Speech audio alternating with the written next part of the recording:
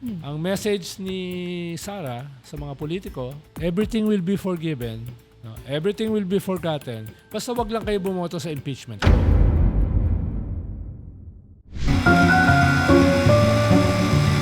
This is truth on the line.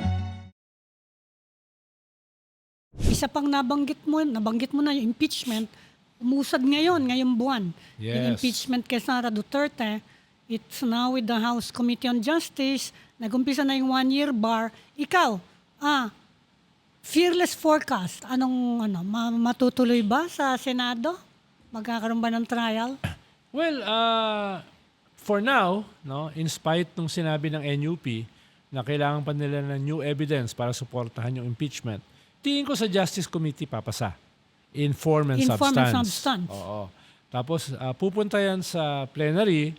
Bagamat hindi yan yung boto last year sa impeachment na 260. Tingin ko yung 1/3 is doable. No, doable yung 1/3, 105, 106. Ngayon, ang major battleground will be the Senate. Dahil even yung majority na 15, hindi lahat yun ay anti-Sara. Yes. Diba? Tapos yung minority, it's a strong minority, 9.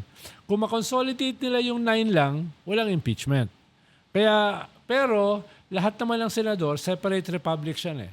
Iba-iba ang individual calculation yan.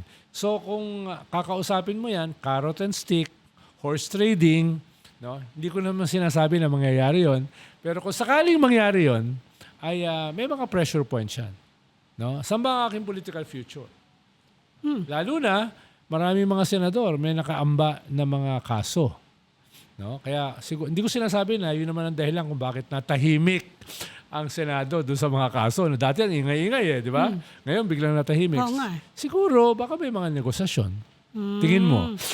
Speaking of political future, saka carrot and stick, actually si Toby Chanko sabi niya, ay nako, medyo mahina ngayon dahil ang lakas-lakas nga ni Sara sa mga survey, nag-iisip yung mga House members, paano gagawin ko kapag, in fact, yun ang message daw ni Sara in announcing her presidential bid. Paano pag nanalo, anong gagawin ko? But, syempre, ang presidente naman dito, he is all-powerful until the very last day. Yes. Meron siyang mga carrot and stick. Sa tingin mo, ano yung pwedeng gawing carrot and stick na yun? Hindi ko na sinasabi na yun ang gagawing stick. Pero marami kasi tainted dito sa corruption issue. Yes. Congress at saka Senate. So, hindi ko sinasabi na gagamitin yun. Pero yung cynical view na yan ni Toby Chanko, it's true, no? Yeah. Dahil sinabi ko na yan a month ago pa eh. Ang message ni Sara sa mga politiko ay everything will be forgiven, no? Everything will be forgotten. Basta wag lang kayo bumoto sa impeachment ko. Yun ang una.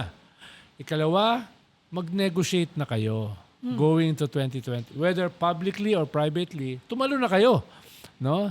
Sa kabilang kampo. No? Yun yung, at ikatlo, magkaroon ng bump yung kanyang numbers. Mataas na siya, pero not so high to be unbeatable. Yes. Ang tingin ko, ang gusto niya is the ERAP framework. Sobrang laki na ang hirap ng habulin. Hindi yung BNI framework na mataas, pero kaya pang habulin.